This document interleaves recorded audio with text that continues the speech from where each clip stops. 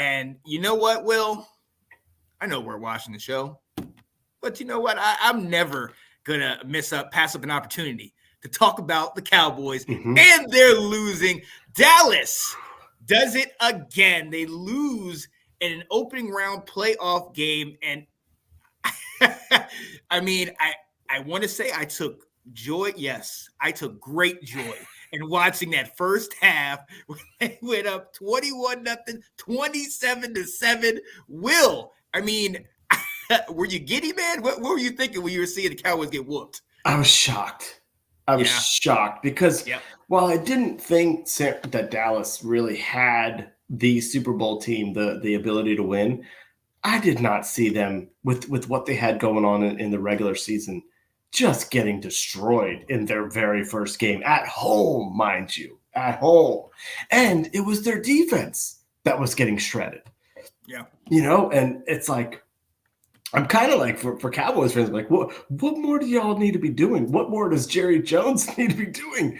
I mean, they're stuck with Dak at quarterback, and you can't really do a whole lot there. But, like, what more do you need to be doing going into the playoffs to be ready and prepared? And they just laid in another egg. It just happened again. But I'll say this. This is what you get for all the hype that you get in the regular season. The media, the NFL, everyone hypes up Dallas. Yep. And so when you lose, everyone's going to destroy you. And this is what you get. Oh, yeah. And I loved every minute of it. By the way, this is Lawrence. You're not seeing, hey, what up, Lawrence? How you doing, partner? I appreciate you joining. Yeah, this is it for them every year. And to break it down, schematically, they have had an issue. They have only had 5 losses. They lost to Buffalo. They lost to Miami. They lost to the Eagles, the Cardinals, and I can't remember the one other team they lost to. But in each of those 5 losses, the opposing team averaged at least 150 yards on the ground. Some getting upwards of 200 yards. The running game against that vaunted Dan Quinn Dallas defense could not stop the run. Aaron Jones, he had a field day, went over 100 yards, 2 early touchdowns that put them up 14-0, ended up getting another touchdown later in the game. I mean, there's 2 things that I think that is the big things in Dallas. You mentioned it. One is Dak Prescott. The other is this defense. And maybe we're fooled because we have been so poor the last couple of years, and we just seem to see them run up the score on us. So we think, oh, man, these guys must be that good. But I mean, is it the hype? Are we all fooled? Are they just setting up to failure every single year? I mean, they're frauds. Is what it is. You just said it. The one loss that they had against someone, they were all playoff teams except for Arizona. So when they were up against not playing teams like Washington twice this season or the Giants twice in the season, they, was it the Giants at the end of the season that beat them?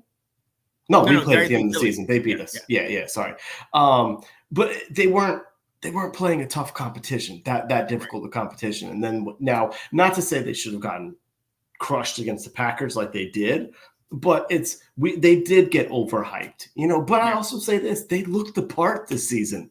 I mean, when Janae said, like, I think they're going to at least make the championship game, I actually believed her. I'm like, I can see them doing that. Yeah. Well, nope. Not anymore. Not anymore. So, yes, Dallas is on the couch with us. And it's not just them.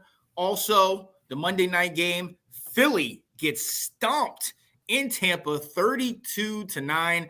And I'm going to be honest with you.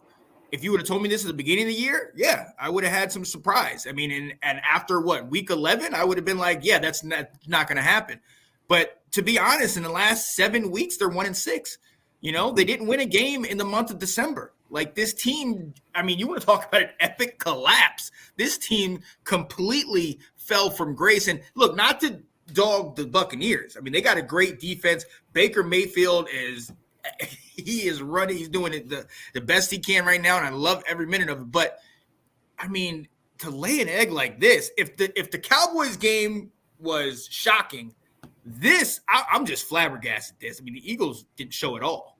No, because they didn't show up. Yeah. You know, you had guys not trying to make tackles. You know, it's like guys just not trying. And I don't know if it's a situation where the players just knew, hey, we don't got the team this year. Since they know what it feels like or what it takes the year before, they may have just known, hey, this team ain't it. So they just weren't trying, like, let's just get out of here and end the season and look, you know, do things differently. But that was quite the surprise to just see the collapse. Yeah. But then on the other side, they got beat by the Giants the week before in a game that they needed to win to get that number 2 seed. So it's almost like maybe we should not have been so surprised at this. Yeah. I think too often we were looking back to what we knew the Eagles could be or have been and not sitting right in front of us and say, well, what are they right now? What team are they right now? I also looked and see, like, you know what maybe the talent left the building when the offensive and defensive coaches left, you know, and there was enough holdover to get them through some things. But I'm really surprised that they had that type of collapse like the way they did. But boy, did they look bad. And it was the effort. It wasn't just the on-field production. It was the effort. It's the stuff going on with AJ Brown. I mean, there's just a lot of turmoil right now in Philly. Oh yeah, and I've been on record saying it. That's seemingly AJ Brown is turning into TO 2.0. You know what I mean? Where he's becoming that cancer in the locker room. But even still, even if you have an issue, TO we saw in the Super Bowl, he sat there on a bum ankle and got 14 catches. He still played the game. Yeah. For you not to show up, that to me is, I mean, it seems a little AJ Brownish. AB, Antonio Brown. Antonio Brownish. I'm thinking AJ. Yeah. Antonio, it sounds a little Antonio Brownish. Like, whoa. Right. You're a bigger issue than you are positive in the house. Right.